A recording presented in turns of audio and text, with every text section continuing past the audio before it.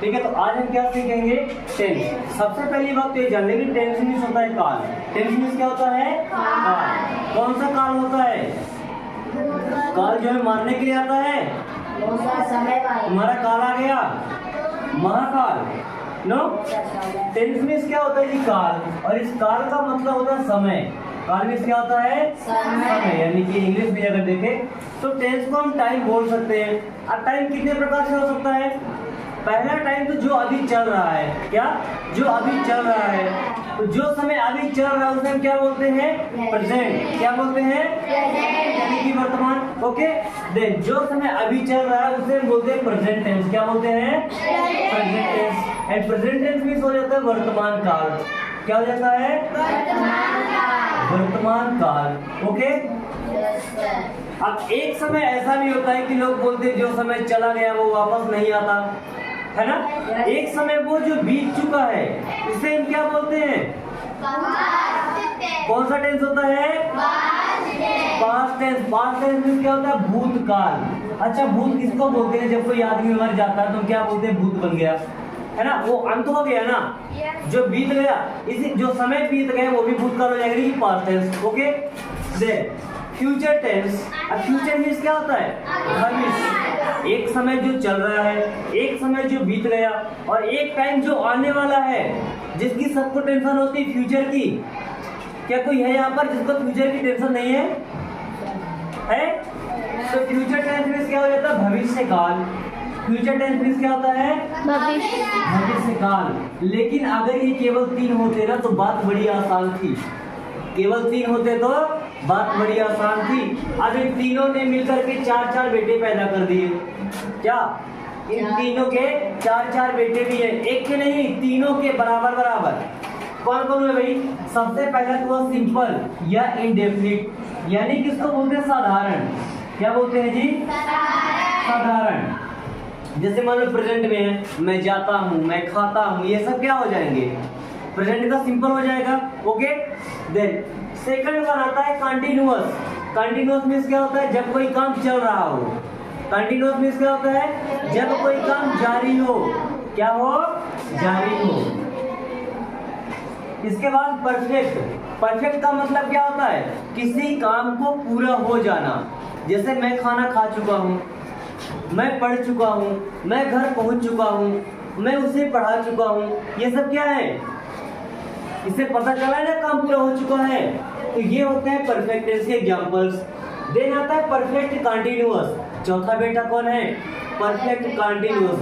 अब गधे वाली बात तो ये है, बोलता है परफेक्ट और कंटीन्यूअस।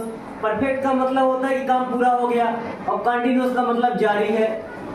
कैसा हो सकता है कोई काम पूरा हो गया हो और जारी भी हो? कैसे? जैसे आप पढ़ा रही और पढ़ाएंगे। नो, मैं सुबह से पढ़ा रहा हूँ। क्या? मैं सुबह से पढ़ा रहा हूँ। तो जब सुबह से पढ़ा रहा हूँ तो अभी तक कुछ ना कुछ तो पढ़ा चुका होऊंगा।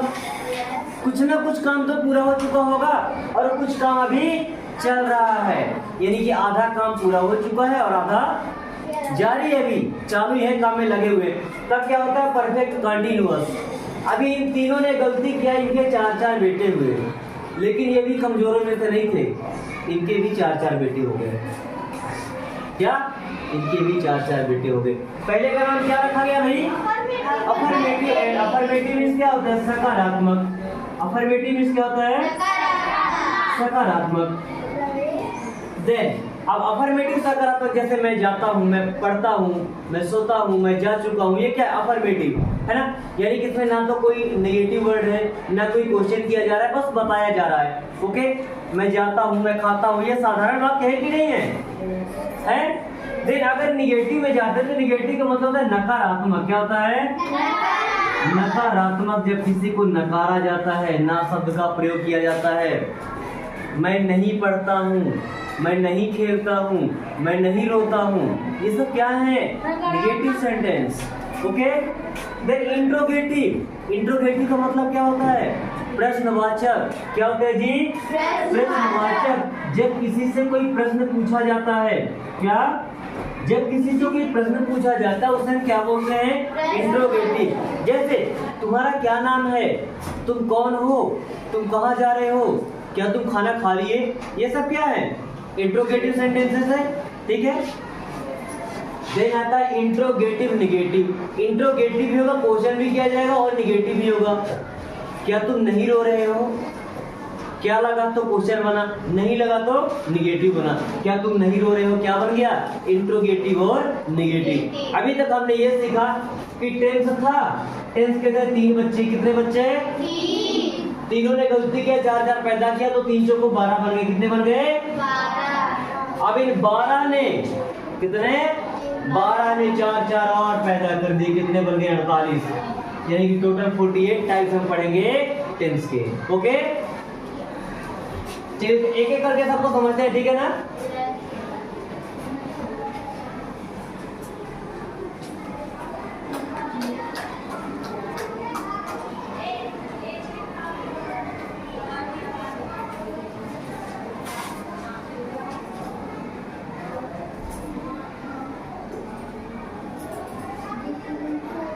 सबसे पहले हम किसके बारे में पढ़ेंगे, प्रेजेंट इंडेफिनिट टेंस के बारे में। किसके बारे में पढ़ेंगे, प्रेजेंट इंडेफिनिट टेंस के बारे में। अगर आपको इंग्लिश बोलना सीखना है तो सेंटेंस बनाना आना चाहिए ना, और सेंटेंस बनाना शायद तब तक नहीं है जब तक हमको टेंस की जानकारी नहीं है। तो सबसे पहला पार्ट हम देखने वाले हैं प्रेजेंट इंडेफिनिट टेंस। क्या देखेंगे, प्रेजेंट इंडेफिनिट टेंस। क्या देखेंगे, प्रेजेंट इंडेफिनिट टेंस। अब इनके लिए हम 4 बेटे बताते हैं ना, अफर्मेटिव, नेगेटिव, इंट्रोगेटिव और देन इंट्रोगेटिव निगेटिव। तो सबसे पहले हम देख रहे हैं अफर्मेटिव को। किसको देख रहे हैं, अफर्मेटिव को। किसको, अफर्मेटिव को। चलो अब इसमें सेंटेंस बनाने के लिए मैं आपको एक स्ट्रक्चर बताता हूँ। क्या बताता हूँ, एक स्ट्रक्चर। भाई सबसे पहले क्या आएगा, सब्जेक्ट। क्या आएगा, सब्जेक्ट। सब्जेक्ट का मतलब जो काम करने वाला है। जैसे मैं पढ़ता हूँ तो सब्जेक्ट हो गया मैं। राम आम खाता है तो काम करने वाला कौन है, राम, तो राम हो गया सब्जेक्ट। ओके, जो काम करेगा वो होगा सब्जेक्ट। सबसे पहले लगाएंगे सब्जेक्ट को, उसके बाद लगाना है वर्ब। वर्ब का फर्स्ट फॉर्म लगेगा। क्या लगेगा, वर्ब का फर्स्ट फॉर्म, ठीक है। देन क्या लग जाएगा, ऑब्जेक्ट। क्या लग जाएगा, ऑब्जेक्ट। जैसे मान लीजिए मैंने बोला कि मैं पुस्तक पढ़ता हूँ तो काम करने वाला मैं, तो सब्जेक्ट हो गया मैं। पढ़ता हूँ तो वर्ब हो गया, रीड करना। एंड क्या पढ़ता हूँ, पुस्तक, तो बुक क्या हो गया हमारा, ऑब्जेक्ट। ओके, अब देखना, अब एक छोटी सी कहानी है कि जैसे सब्जेक्ट होते हैं, ठीक है ना, तो थर्ड पर्सन सिंगुलर नंबर का होता है। मान लीजिए अगर ही रहता है या सी रहता है, इट रहता है, दिस रहता है, दैट रहता है, या कोई सिमिलर नेम रहता है। क्या, सिमिलर नेम रहेगा, ठीक है। तो उनके लिए क्या करेंगे, जो वर्ब का फर्स्ट फॉर्म है ना, उसमें या तो यस लगाएंगे, या तो ईएस लगाएंगे, या तो आईईएस लगाएंगे। ओके, केवल इन्हीं के साथ में, और बाकी किसी के साथ में नहीं लगाना है। समझ आ रहा है, नहीं आ रहा है। जैसे अगर मैं लिखता हूं कि मैं बाजार जाता हूं, क्या ट्रांसलेट करना है आपको, किसी को बताना है कि मैं बाजार जाता हूं, तो हम क्या करेंगे, सब्जेक्ट काम करने वाला कौन है, काम करने वाला कौन है, मैं, तो क्या हो जाएगा, आई। ओके, देन वर्ब यानी कि जाना। मैं जाता हूं तो आई गो, कहाँ जाते हैं, बाजार, तो हो जाएगा to market. I go to market, मैं बाजार जाता हूं। आई गो टू मार्केट, मैं बाजार जाता हूं। ठीक है। देखिए अगर आई रहता है, बी रहता है, यू रहता है, दे रहता है, मतलब इनके अलावा अगर कोई भी आएगा सब्जेक्ट, तो हमेशा उनके साथ क्या लगेगा, वर्ब का फर्स्ट फॉर्म ही लगेगा। ठीक है। अब इनका यूज करके देख लेते हैं। जैसे अगर आई की जगह हम क्या लगाना हो, वह बाजार जाती है। क्या, किसी लड़की के बारे में बताना है कि वह बाजार जाती है, तो कैसे बताएंगे, सी गोज टू मार्केट। क्या हो जाएगा, सी गोज टू मार्केट। ये लीजिए, गो के साथ में यस लग गया, नहीं लग गया, लग गया, नहीं लग गया। अगर बताना है कि वह क्रिकेट खेलता है, क्या बताना है, क्या हो जाएगा जी, ही प्लेस क्रिकेट। क्या होगा, ही प्लेस क्रिकेट, वह क्रिकेट खेलता है। प्ले के साथ में यस आ गया, नहीं आ गया, आ गया, नहीं आएगा, बात करने के लिए बोल रहा हूं। अभी देखना, अगर ईट का यूज कर रहे हैं, जैसे मैंने बोला ही रहेगा, सी रहेगा, ईट रहेगा, ठीक है। अब ईट का यूज कैसे करते हैं, जैसे क्या बोलते हैं, वर्षा होती है, क्या बोलते हैं, वर्षा होती है, तो वर्षा होती है इंग्लिश में क्या लिखेंगे, इट रेन्स, क्या लिखेंगे, इट रेन्स, ओके। वर्षा होती है वो क्या लिखते हैं, इट रेन्स। देखो रेन मीन्स क्या होता है, वर्षा होना। अब यहाँ पे हमने एस लगा दिया ना, तो वर्ब के साथ एस आ गया। अब इनके अलावा चाहे कोई भी रहेगा, उनके साथ हमेशा क्या लगेगा, वर्ब का फर्स्ट फॉर्म ही लगना है, ओके। ये केवल किसके लिए था, जब तक ये अफर्मेटिव रहेगा, क्या रहेगा, अभी मान लो कि ये निगेटिव हो जाता है, क्या बनाते इसको हम, निगेटिव, क्या बनाते हैं, निगेटिव, ओके। जब ये निगेटिव हो जाएगा तो इनमें दो हेल्पिंग वर्ब लगते हैं। अब कौन कौन सा हेल्पिंग वर्ब होता है, डू और डज। कौन कौन सा लगता है जी, डू और डज, या तो डज। अभी देखना, इनके साथ में हम यस, ईएस या आईएस लगा रहे थे ना, तो जितने भी ये नाउन हैं, अगर ही, सी, इट, दिस, दैट या सिंगुलर नेम आएगा तो इनके साथ में हेल्पिंग वर्ब लगेगा हमेशा डज, क्या लगेगा, डज। और बाकी सभी के साथ लगेगा डू। करके दिखाएं, करके दिखाएं, यस। अभी इसका स्ट्रक्चर भी चेंज कर देते हैं ना। सबसे पहले क्या आएगा, सबसे पहले क्या आता है, हमेशा काम करने वाला ही आएगा ना, यानी कि सब्जेक्ट, ओके। देन इसके बाद आएगा हेल्पिंग वर्ब, क्या आएगा, हेल्पिंग वर्ब। हेल्पिंग वर्ब क्या होता है, ये जो डू और डज हमने बताया है वो हमारे क्या है, हेल्पिंग वर्ब, ओके। तो इसके अलावा वर्ब का फर्स्ट फॉर्म आएगा, ठीक है, उसमें यस, ईएस या आईएस नहीं ऐड करना है, ठीक है, क्योंकि जो ईएस हम लगाते थे ही, सी और इट के साथ, वो पहले से यहाँ डज में लगा दिया गया है। जिन सब्जेक्ट के साथ में यस, ईएस और आईएस को ऐड किया जाता था, उन सब्जेक्ट के साथ में हेल्पिंग वर्ब डज लगेगा, है ना, लगेगा नहीं लगेगा। तो जब ईएस पहले से यहाँ पर आ चुका है तो वर्ब में कभी भी ईएस नहीं लगाना पड़ेगा, हमेशा वर्ब का फर्स्ट फॉर्म ही आएगा, वर्ब का फर्स्ट फॉर्म, देन आएगा ऑब्जेक्ट, ओके। इतनी बात समझ आती है। अब अगर हमको बोलना है कि वह बाजार नहीं जाती है, इंग्लिश में क्या हो जाएगा, वह बाजार नहीं जाती है, मतलब लड़की है, और लड़की के लिए क्या आता है, सी, क्या आएगा, सी। सी के साथ हेल्पिंग वर्ब क्या आएगा, डज, क्या आएगा, डज। इसके जस्ट बाद क्या लगाना है, नॉट, क्या लगाना है, नॉट। देन वर्ब का first form, then object. She does not, जाती है वो क्या बोलते हैं, गो, क्या हो जाएगा, गो। कहाँ जाती है, टू मार्केट, कहाँ जाती है, to market. She does not go to market, वह स्कूल नहीं जाती है, क्या, she does not go to market, वह स्कूल नहीं जाती है।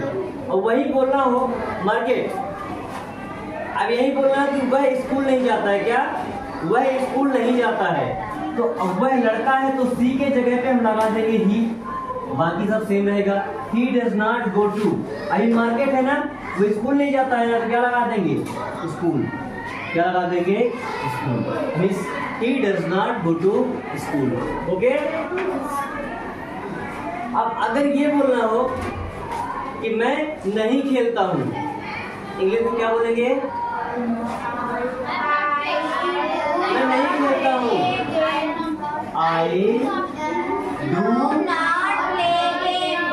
आई डू नॉट प्ले, मैं नहीं खेलता हूँ, आई डू नॉट प्ले, मैं नहीं खेलता हूँ। अगर ये बोलना हो कि हम नहीं खेलते हैं, तो हमको क्या बोलते हैं, वी, क्या हो जाएगा, वी डू नॉट प्ले, हम नहीं खेलते, वी डू नॉट प्ले क्या हो जाएगा, हम नहीं खेलते।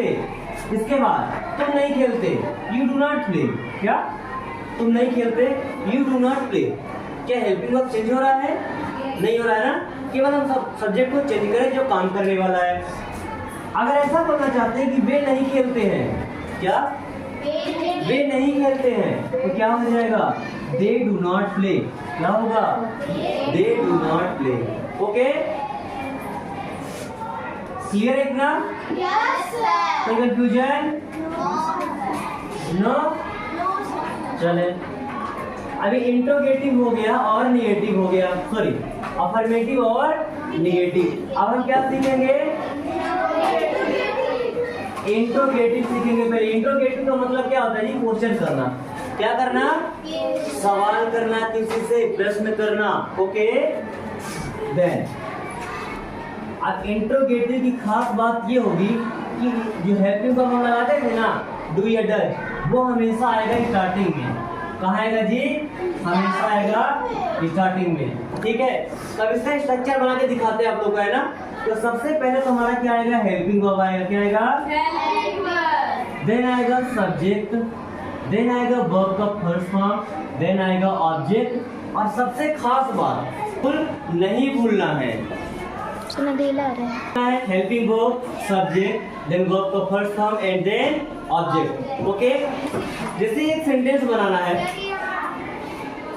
क्या वह बाजार जाती है? नहीं।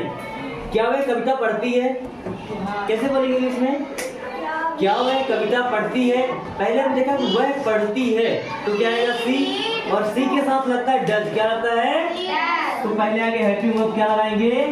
डज। डज हेल्पिंग वर्ब क्या आएगा? सी। क्या करती है? रीड मीन्स पढ़ती है। अ पोयम मीन्स एक कविता। Does she read a poem? क्या वह कविता पढ़ती है? Does she read a poem? क्या वह कविता पढ़ती है? अब अगर ऐसा बोलना है, क्या तुम फूल तोड़ते हो? क्या बोलना हो? क्या तुम फूल तोड़ते हो? तुम के साथ क्या आएगा? डू। क्या आएगा? Do. Do you pluck. Pluck means होता है तोड़ना। प्लक मीन्स क्या होता है? तोड़ना। Do you pluck flowers? क्या तुम फूल तोड़ते हो? Do you pluck flowers? Okay, यहीं पे आप लोग को मैं इंट्रोगेटिव निगेटिव भी समझा देता हूँ। ओके, इंट्रोगेटिव के साथ में जैसे अगर निगेटिव भी रहता है, क्या इंट्रोगेटिव के साथ निगेटिव? चलो मैं एक और एग्जांपल कर लेते हैं इसका। जैसे मान लो आई आता है, क्या मैं पढ़ता हूँ? क्या होगा? Do I read? क्या होगा? Do I read? क्या वह खेलती है? क्या होगा? Does C play? क्या हो जाएगा? Does C play? Okay,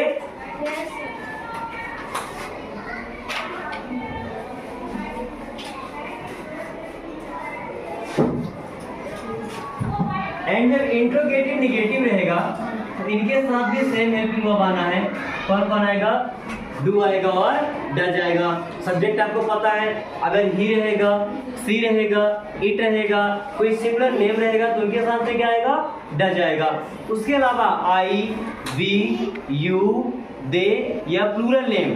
plural name का मतलब होता है दो नाम। जैसे राम और श्याम खेलते हैं, राम और श्याम लड़ते हैं, दो नाम हो गए, ये क्या हो गए? प्लूरल।